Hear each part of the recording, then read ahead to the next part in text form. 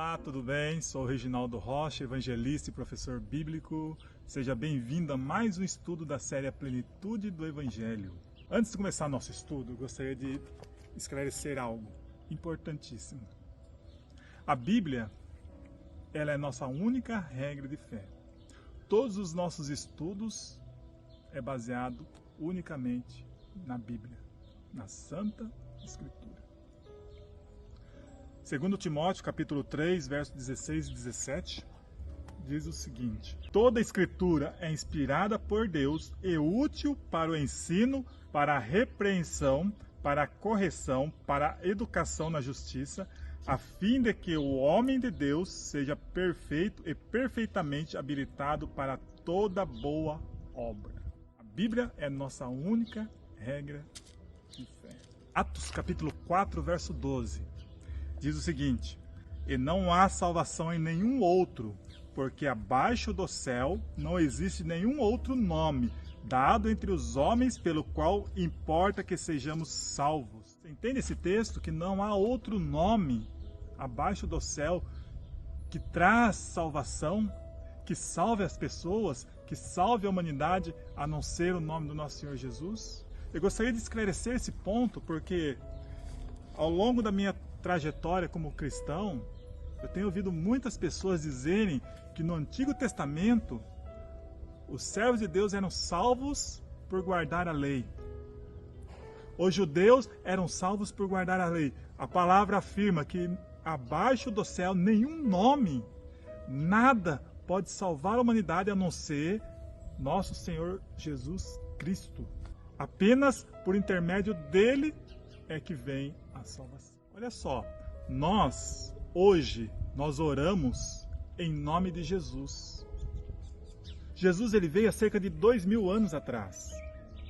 Então nós, quando cometemos pecados, nos arrependemos e nos prostramos perante Deus, a orarmos, pedindo perdão, nós pedimos perdão em nome de Jesus que veio. Nós olhamos para o passado, porque ele veio.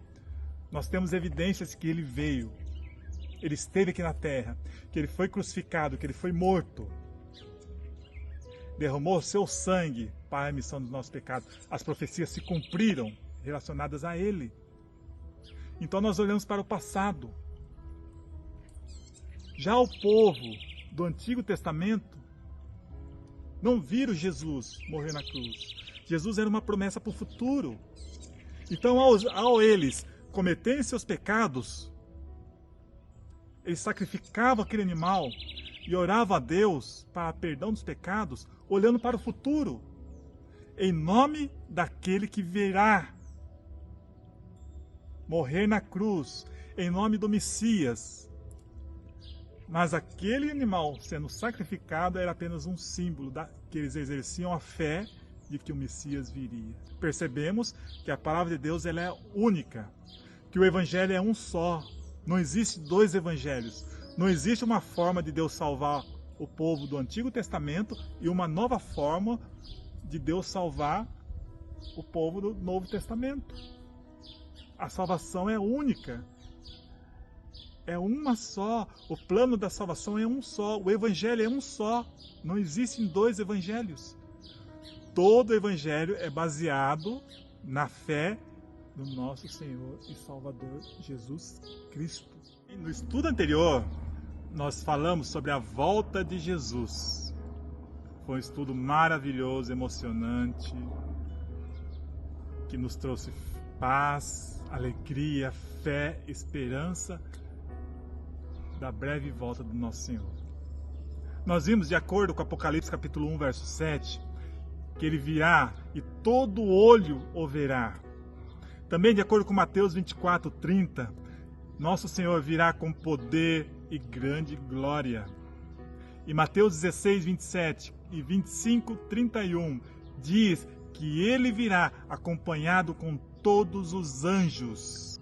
E capítulo 24, verso 30 diz que ele virá nas nuvens do céu. E Atos 1, do verso 9 ao 11, diz que ele virá da mesma forma que ele subiu. Os discípulos viram ele subir em pessoa. E os anjos disseram a eles que o mesmo Jesus que vocês estão vendo subir voltará da mesma forma. E segundo Pedro, capítulo 3, verso 10, diz que nosso Senhor virá como ladrão. Onde a maioria não espera, ele vai voltar. O estudo de hoje tem como tema as duas ressurreições. Nós vimos que quando nosso Senhor voltar, ele vai ressuscitar. Olha só o que diz. 1 Coríntios capítulo 15, versos 51 ao 54. Abra sua Bíblia, acompanhe conosco. 1 Coríntios capítulo 15, versos 51 ao 54. Eis que vos digo um mistério. Nem todos dormiremos, mas transformados seremos todos no momento, no abrir e fechar de olhos, ao ressoar da última trombeta. A trombeta soará, os mortos ressuscitarão incorruptíveis, e nós seremos transformados, porque é necessário que este corpo corruptível se revista da incorruptibilidade, e que o corpo mortal se revista da imortalidade. E quando este corpo corruptível se revestir de incorruptibilidade, e o que é mortal se revestir de imortalidade, então se cumprirá a palavra que está escrita: tragada foi a morte pela vitória. O texto aqui diz que quando Jesus voltar, ao soar da trombeta de Deus, os mortos ressuscitarão. E nós, os que estivermos vivos, seremos transformados num corpo sem pecado, num corpo incorruptível, em um corpo imortal.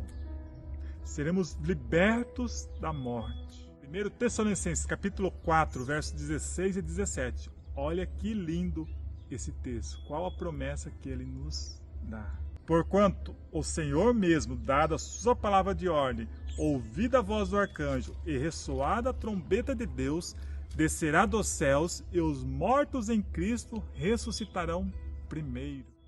Então a primeira ressurreição, ao voltar Jesus a esta terra, somente os mortos em Cristo. Então a primeira ressurreição serão dos mortos fiéis a Jesus, dos que serviram a Jesus. Ressuscitarão primeiro. E os que estiverem vivos, servindo também ao Senhor, serão transformados. Depois nós, os vivos, os que ficarmos, seremos arrebatados juntamente com eles entre as nuvens para o encontro do Senhor nos ares, e assim estaremos para sempre com o Senhor. Então os mortos em Cristo irão ressuscitar ao aparecer Jesus do céu, com todos os anjos, com poder e muita glória. Os mortos ressuscitarão. E os que estiverem vivos, fiéis a Jesus, servindo a Jesus, juntamente com os mortos, eles serão transformados num corpo santo, num corpo incorruptível, num corpo imortal, e subirão com Jesus. E subirão a encontrar com Jesus. E a palavra diz que estarão para sempre com o Senhor. Então nós vimos qual será a situação dos justos, tanto mortos quanto vivos, em decorrência da volta de Jesus. O que irá acontecer com os ímpios? O que irá acontecer com os que não servem a Deus? Segundo Tessalonicenses capítulo 2, verso 8.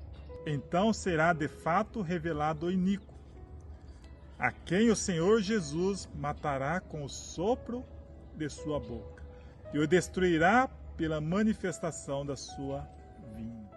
Todos os ímpios serão destruídos pela manifestação, pela própria glória do nosso Senhor, os destruirão. E olha só, Apocalipse capítulo 6, verso 15 e 17, segue o texto. Os reis da terra, os grandes, os comandantes, os ricos, os poderosos, e todo escravo e todo livre se esconderão nas cavernas e nos penhascos dos montes. E disseram aos montes e aos rochedos, cai sobre nós e escondei-nos da face daquele que se assenta no trono e da ira do Cordeiro. Porque chegou o grande dia da ira deles, e quem é que pode suster-se? Todos os ímpios vão tentar se esconder de ver o Cordeiro,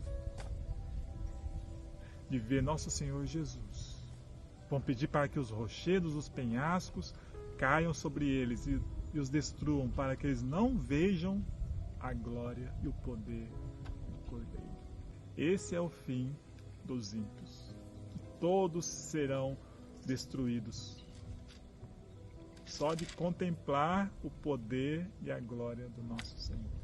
Percebe que, em decorrência à volta de Jesus, os mortos em Cristo ressuscitarão, os vivos em Cristo, fiéis, seguidores, juntamente com os mortos, serão arrebatados para o céu, para estarem com Jesus.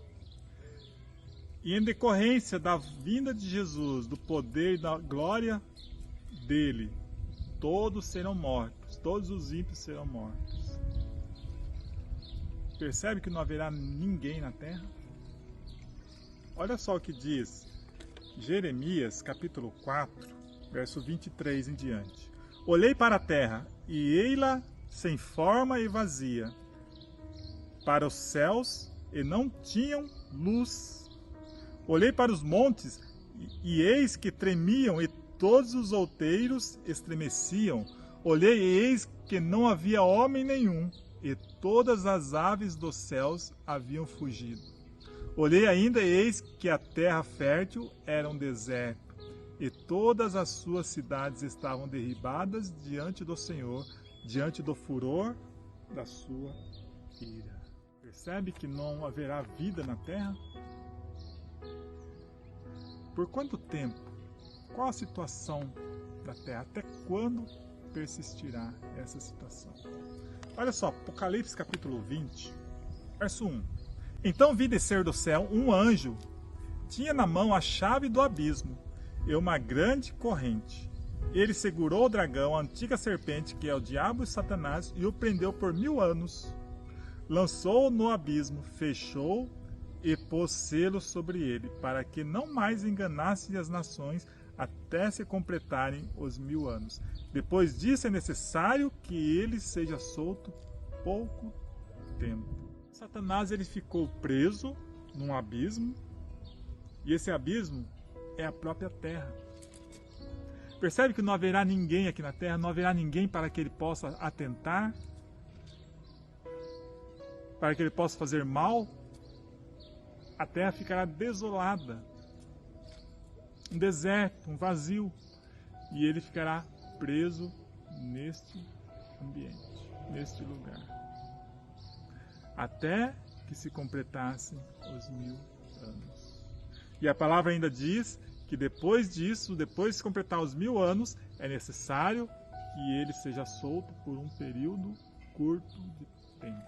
O verso 4 do capítulo 20 diz: Vi também tronos, e neles sentaram-se aqueles aos quais foi dada autoridade para julgar. Vi ainda as almas dos decapitados, por causa do testemunho de Jesus, bem como por causa da palavra de Deus, tantos quanto não adoraram a besta, nem tampouco a sua imagem, e não receberam a marca na fronte e na mão, e viveram e reinaram com Cristo durante 1000 anos. Todos aqueles que ressuscitaram, fiéis em Cristo, os que estiverem vivos durante a vinda de Jesus, subirão para o céu e vão reinar com Ele. Viverão e reinarão com Jesus durante 1000 anos. Enquanto Satanás ficará preso neste mundo, sem ter ninguém a tentar, a fazer mal. Os santos viverão durante 1000 anos com Jesus. Reinarão e viverão lá no céu por 1000 anos. E olha só o verso 5, que interessante. Os restantes dos mortos não reviveram até que se completassem os 1000 anos. Esta é a primeira ressurreição. Bem-aventurado e santo é aquele que tem parte na primeira ressurreição. Sobre esses, a segunda morte não tem autoridade. Pelo contrário, serão sacerdotes de Deus e de Cristo e reinarão com ele os 1000 anos. Que restante de mortos é esse que diz o verso 5? Aqueles ímpios, os que ficaram mortos, não reviveram até que se completasse os 1000 anos. Portanto, completou-se os 1000 anos, os ímpios são ressuscitados. Mas qual o propósito dessa ressurreição? Por que os ímpios ressuscitariam na segunda ressurreição? Para o juízo final, para receberem a sentença final. Quando, porém, se completarem os 1000 anos, Satanás será solto da sua prisão e sairá a seduzir as nações que há nos 4 cantos da terra, Gog e Magog, a fim de reuni-las para a peleja. O número dessas é como a areia do mar. Marcharam então pela superfície da terra e sitiaram o acampamento dos santos, e a cidade querida desceu, porém, fogo do céu e os consumiu. Então, ao completar-se os 1000 anos, Jesus vai descer com a cidade santa. Os mortos ímpios serão ressuscitados. Satanás será solto. E ele sairá a tentar todos quanto não estão escritos no livro da vida. Reunirão todos e sairão para pelejar contra nosso Senhor e contra os santos. Porém, a palavra diz: descerá fogo do céu e os consumirá. E o verso 10 conclui, dizendo: o diabo, o sedutor deles, foi lançado para dentro do lago de fogo e enxofre, onde já se encontraram não só a besta, como também o falso profeta, e serão atormentados de dia e de noite pelos séculos dos séculos. Preste muita atenção agora. É muito importante você assistir todos os nossos vídeos, acompanhar todos os estudos. Você se lembra quando nós falamos do dia da expiação? Quando é feito o sacrifício para a expiação de todo o povo, para a purificação do santuário, que era o dia do juízo para o povo de Israel, o dia de acerto de contas. Você se lembra? O que ocorria nesse dia?